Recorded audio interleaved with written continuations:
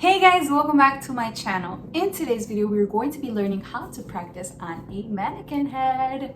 This is a video part 2 of our practice. The first one is how to practice on a cosmetic sponge. If you haven't checked it out, go ahead and check our channel or also the links down below.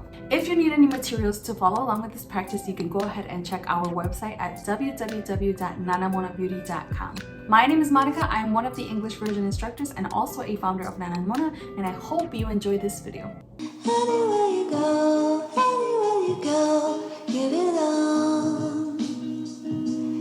Anywhere you say, anywhere. So as I mentioned, today we're going to jump right into practicing with the mannequin head. If you haven't done this practice, I suggest you do the cosmetic sponge first before doing the head. And without further ado, let's get started. To follow along with today's practice, we are going to need a mannequin head, the strip training lashes that are special for mannequin head, C.12 mixed tray or a C-curl individual mixed tray, a crystal, adhesive, tape, eye patches, and the tweezers of your choice. For this practice, I do suggest from the get-go that you place yourself in an area that is similar to the place where you are going to be lashing. This is regularly a reduced space that can be just the length of the bed, or if you're practicing, you can practice on a folding table or on a massage bed, recliner, whatever it is that you're gonna start lashing on, so that you can kind of start getting used to the reduced space.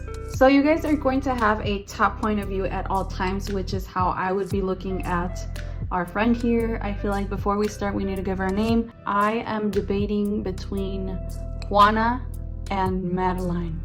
I think I'm just gonna go with Juana. Something about her looks like a Juana. So what we're gonna do first is we're gonna grab our training strips and we are going to remove them from the base because we are going to stick them onto Juana. If you guys see here, there is a little dent on Juana that you can apply the extensions or the strip to. It doesn't have to be perfect. As long as they are facing upwards, that will do. So we gave her a really cool lash line now. So this practice is going to help us become familiar with the application of also eye patches for the extensions. This is where this is going to come in. We are going to open our eye patches. There are always going to be two.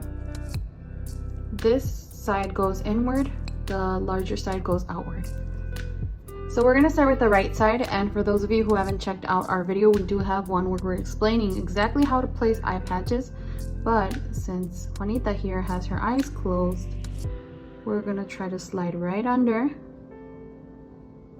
and apply the eye patch. This is going to allow us to have a white canvas, as well as also it's going to help us so that we can see and distinguish the lashes. So we're going to give Juanita here some very long lashes. For this practice, don't worry about designs, don't worry about boxes, don't worry about anything at all.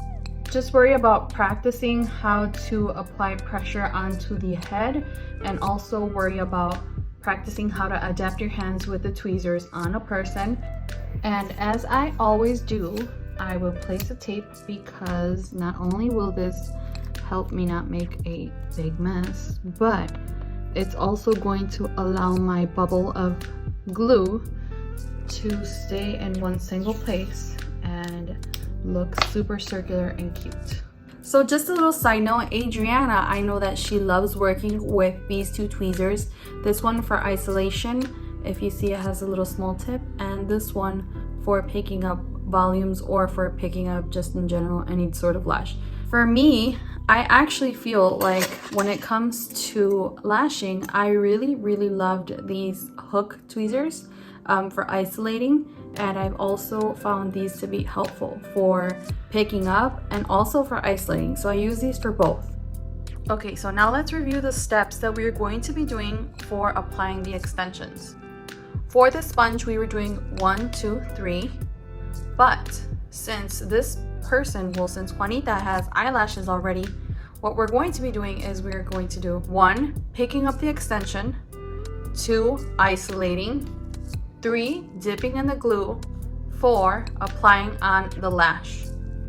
So step 1, I'm going to remove the extension. We're going to actually separate. I had one here.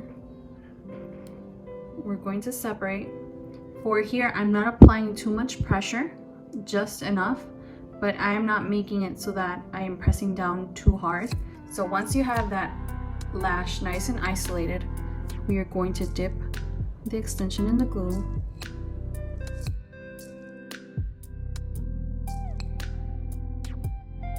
We're going to go right on top of the lash and we're going to place it on there.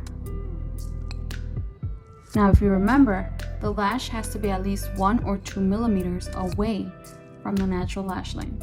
We never, ever want to stick the lash onto the lid because that can cause a follicle obstruction or necrosis, which is the death of the eyelash. So one thing we do not want to do when we are applying eyelash extensions is to remove the extension from the adhesive line, dip the glue, and then look for the lash. Because what's going to happen is by the time I come and try to stick it onto the lash, this is not going to stick anymore. If you see, it's no longer sticking. It dried along the way. That is why first, before you even dip into the glue, you need to already have your eyelash separate. So when you dip inside the glue and you bring it towards the eyelash,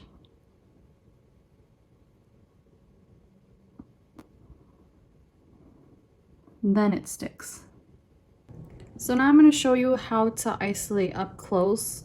You're going to try to leave a lash by itself, and if you guys can see from the side view, you notice that both of the legs of the tweezers are resting on the eye patch.